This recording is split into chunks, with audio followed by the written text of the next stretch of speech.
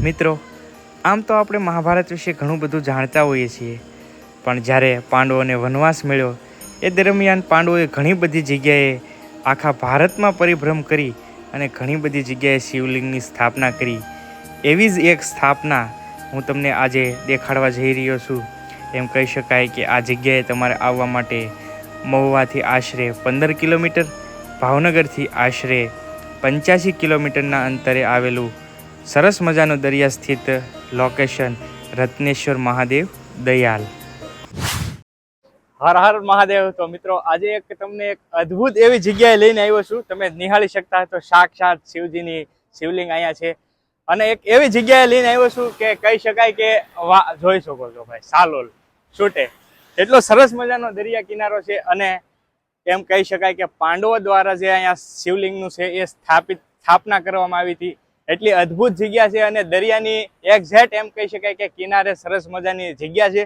અને હાલ અત્યારે એમ કહી શકાય કે શિવ પુરાણ પણ અહીંયા બેસવા જઈ રહ્યું છે. આજે પોથી યાત્રા છે એમની. તો એવી સરસ મજાની જગ્યાએ તમને લઈને આવ્યો છું જેનું નામ છે રત્નેશ્વર મહાદેવ દયાલ ગામ છે. તો આવું સરસ મજાનું લોકેશન છે. તો સંપૂર્ણ વિડીયોમાં બિના રહેજો એટલે તમને ખ્યાલ આવી જાય કે કઈ રીતની જગ્યા છે. સંપૂર્ણ તમને વિડીયોમાં રહ્યો એટલે બતાવું. ચેનલ ઉપર પહેલી વાર આવ્યો હોય તો સબસ્ક્રાઇબ કરવાનું ભૂલતા નહીં અને વિડીયોને લાઇક કરી દો અને કમેન્ટમાં હર હર મહાદેવ લખી નાખો. તો તમને પહેલાં તો ભોળાનાથના દર્શન કરાવી દો, ત્યાર પછી બધું આપણે જોઈએ અહીંયા કઈ રીતનું છે. મંદિરમાં એન્ટર થતાં જ એમ કહેવાય કે નંદી મહારાજની કાચબાના દર્શન થઈ છે. અને અહીંયાથી હવે આપણે ભગવાન ભોળાનાથના સાક્ષાત દર્શન કરવાના છે. હવે આપણે સાક્ષાત એમ કહેવાય કે રત્નેશ્વર મહાદેવ દર્શને પહોંચી ગયા છીએ. તો તમે પણ પહેલાં દર્શન કરી લો ભોળાનાથ મંદિરની અંદર જ. એમ કહી શકાય કે તમને આ બાજુ હનુમાનજી મહારાજ, અહીંયા તમે જોઈ શકો છો શિવજી, બધા જ ભગવાનના દર્શન થાય છે મંદિરની અંદર જ. અને આવી રીતનું કંઈક સરસ મજાનું મંદિર છે મહાદેવનું. તમે નિહાળી શકો છો આ એક શિવલિંગ છે, એકદમ દરિયાની કિનારે છે. જો તો ખરી યાર, પલ્લી ગયો ભાઈ, આખો પલ્લી ગયો. જો એટલું સરસ મજાનું અત્યારે છે ને, ખાસ કરીને દરિયો ભરાઈ રહ્યો છે ને એટલે બહુ મોટી સંખ્યામાં મોજા ઉછળે છે. એટલે થોડુંક રિસ્કી વાળું છે ભાઈ, એવું છે. પણ જગ્યા તો એકદમ અદ્ભુત છે, કાંઈ ઘટે નહીં એવી જગ્યા છે. તમે જોઈ શકો છો. અને અહીંયાથી છે ને અંદર જે એમ કહી શકાય કે અંદર જે ભોળાનાથની જે શિવલિંગ જે પાંડવોએ સ્થાપના કરી હતી એ શિવલિંગ અંદર છે. મિત્રો, આપણે અત્યારે એ જગ્યાએ આવી ગયા જ્યાં એમ કહેવાય કે પાંડવો દ્વારા શિવલિંગની સ્થાપના કરવામાં આવી હતી. જે તમે જોઈ શકો છો અત્યારે પાણી એટલું આવે છે એના હિસાબે આપણે દર્શન નહીં કરી શકીએ, કેમ કે ભાઈ દરિયો આખો ભરાઈ જાય. એટલે તમારે કદાચ અહીંયા આવો ને તો પણ તમારે ખાસ ધ્યાન રાખવું કે દરિયાના ટાઈમિંગથી તમારે આવવું પડશે, નહીંતર તમે દર્શન નહીં કરી શકો. જેવી રીતે આજે મારી સાથે થયું, કદાચ હું ટ્રાય કરીશ કે કોઈક એવી ક્લિપ મળી જાય તો તમને અંદર જે પાંડવો દ્વારા જે શિવલિંગની સ્થાપના કરી હતી એ તમને હું દેખાડી શકું. તો અહીંયા જ છે એક્ઝેક્ટ, તમે જોઈ શકો છો.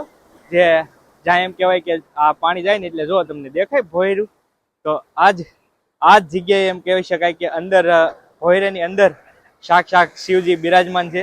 તો આટલો સરસ મજાનો વ્યૂ છે, તમે નિહાળી શકો છો. વ્યૂઝ તો કાંઈ ઘટે નહીં. જુઓ બધે ઘણા બધા ભાઈઓ પણ આવેલા છે, બધા નિહાળી રહ્યા છે. સામે પણ ભાઈઓ બેઠા છે. તો અહીંયા છે સાક્ષાત ભોળાનાથ.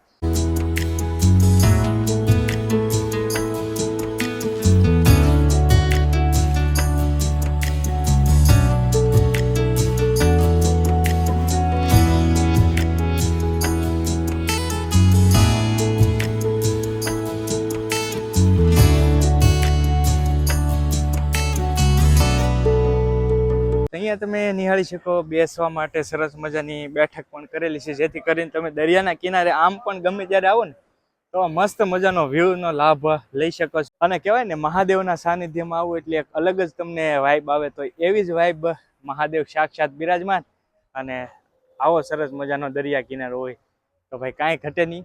આ વિડીયોના અમારા સાથીદાર, જોકે હરેક વિડીયોમાં સાથીદાર જેવું જ થઈ ગયું. શું કહેશો તમને આ જગ્યા વિશે? ખાસ તો તમારી આ લોકલ જગ્યા છે, કેમ કે ભાઈ છે ને આ જ ગામના છે, દયાલના. હું અહીંયા છે ને મને શાંતિ, હું તમને કહું તો હું વિડીયો શૂટ કરવા થઈને ઓછું આવું, પણ હું એમને વધારે આવું. એમ સવારમાં આવેલો હોય ઘણી વાર અહીંયા આવું, પણ બ્લોગે મેં એવા ઘણા બનાવેલા છે અહીંયા. પણ અહીંની જે મને કહું તો મારી ફેવરેટ લોકેશન છે અહીંયા. અને હું અહીંયા આવું ગમે ત્યારે વધારે અહીંયા આવવાનું હોય, મજા આવે. મતલબ મહાદેવના દર્શન કરવાને શ્રાવણમાં તો ખુલ્લું જ હોય મંદિર, નકર છે ને દિવસે બંધ હોય. એટલે સવારમાં 7:30 મંદિર ખુલે ને તો 7:30 આવું, પછી દર્શન કરીને ઘણી વાર અહીં બેઠો હોય ને યાર એની બહુ શાંતિ મળે, મજા જ આવ્યા કરે. હા ભાઈ, કેમ કે ભાઈ જે લાઇફસ્ટાઈલ વ્લોગને તમે જોતા જશો, ભાઈ અહીંના લોકલ છે, કેમ કે આ એનું જ ગામ છે અને એના જ ગામનો દરિયા કિનારો છે, એટલે અવારનવાર ભાઈ આવતા જ હોય છે. કેમ કે આજે હું આવ્યો છું, મેન રીઝન હતું કે સપ્તાહ બેઠી છે મસ્ત મજાની, તમે જોઈ શકો છો મંડપ સરસ મજાના નખાઈ ગયા છે અને આજે જ મુહૂર્ત છે સપ્તાહનું. તો મિત્રો તમે જોઈ શકો છો સરસ મજાની પોથીનું આયોજન થઈ રહ્યું છે. સંપૂર્ણ દયાલ ગામના બધા જ માણસો એમ કહી શકાય કે પોથી યાત્રામાં જોડાઈ ગયા છે અને આ આખો એમ કહેવાય કે સ્ટેજ છે સરસ મજાનો, જ્યાં બાપુ છે એ સપ્તાહ વાંચવાના છે આગળ થોડીક જ વારમાં, તો એ પણ તમને બતાવું. પણ પહેલાં પોથી યાત્રા છે એટલે મંદિરે પહોંચે શિવજીના મંદિરે, ત્યારે પછી આગળ બધું દેખાડું.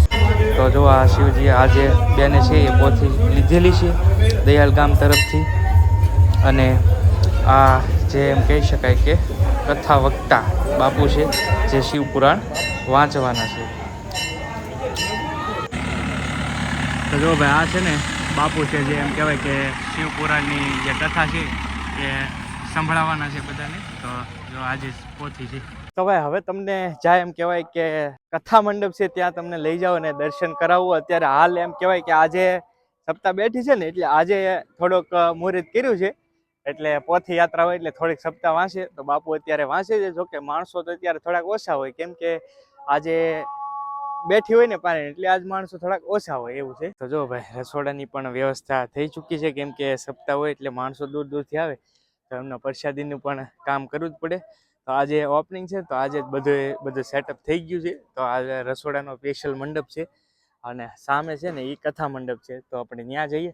અને અહીંયા તમે જોઈ શકો છો આ છે ને પાણીની વ્યવસ્થા માટેનો મંડપ છે, તો આ પાણી માટેનો છે સ્પેશિયલ. અને સામેથી આપણે આવ્યા હતા જ્યાં એમ કહેવાય કે સાક્ષાત શિવજીનું મંદિર છે, અને જે ગુફાની તો મેં તમને સેટિંગ કરી દીધું છે, વિડીયો મળી ગયા છે એક ભાઈબંધ થ્રુ, તો એ વિડીયો તમને દેખાડી દીધા છે મહાદેવના. તો જોઈ શકો છો મિત્રો આ છે કથા મંડપ, ને આજે તો એમ કહેવાય કે પોથી હતી અને સાથે સાથે પરબ પણ શરૂ હતા, એટલે આજે બહુ માણસો ઓછા છે. પણ આ તો ખાલી બાપુએ આજે મુહૂર્ત કરી દીધું છે. તમે જોઈ શકો છો બાપુ છે એ સપ્તાહ વાંચી રહ્યા છે. આ રીતે કંઈક સરસ મજાનું આયોજન છે. કથા બેસી છે એટલે અહીંયા સ્ટોલ પણ લાગી ગયા છે મસ્ત. જુઓ તમે, હજી તો જેમ જેમ આગળ જાય છે ને એમ એમ સ્ટોલ લાગશે. અને આ મેન ગેટ છે, તો જો આ રીતનું છે. અહીંયાથી કથા મંડપે જવાય અને અહીંયા પણ તમે સરસ મજાનો દરિયા કિનારો નિહાળી શકો છો. અને સામે તમે જોઈ શકો છો અહીંયા પાણીના હિસાબે કથા બેસાડી, એટલે સરસ મજાની વ્યવસ્થા પણ કરી નાખી છે. તો જો ભાઈ સરસ મજાનો દરિયા કિનારો, કાંઈ ઘટે નહીં હો ભાઈ. તો મિત્રો આ રીતનો કંઈક હતો રત્નેશ્વર મહાદેવનો ઇતિહાસ. જેટલો ખબર હતો ને એટલો કીધો, કેમ કે આપણને ખબર જ હોય કે પાંડવો દ્વારા બધી જગ્યાએ આપણા ઓલામાં વધારે તો પાંડવોએ સ્થાપના કરેલી છે. તો અહીંયા પણ પાંડવોએ સ્થાપના કરેલી હતી, અને ખાસ અત્યારે અહીંયા શિવ પુરાણ ચાલુ છે. તો બધાને વિનંતી કરીશ કે ટાઈમ મળે તો અવશ્ય આવજો રત્નેશ્વર મહાદેવ દયાલ શિવ પુરાણ સાંભળવા માટે. 7 દિવસનું હોય તો તમને ખબર જ હશે. તો બીજું તો કાંઈ જાજુ નહીં કહે, પણ ખાસ વિડીયો કેવો લાગ્યો એ કમેન્ટની અંદર જરૂરથી જણાવજો. અને વિડીયો ગમ્યો હોય તો એક લાઇક કરવાનું ભૂલતા નહીં, અને તમારા મિત્રોને વિડીયો શેર કરી દેજો. અને ચેનલ ઉપર પહેલી વાર આવ્યો તો સબસ્ક્રાઇબ કરવાનું ભૂલતા નહીં. મળશું નવા વ્લોગ સાથે, ત્યાં સુધી બધાને હર હર મહાદેવ.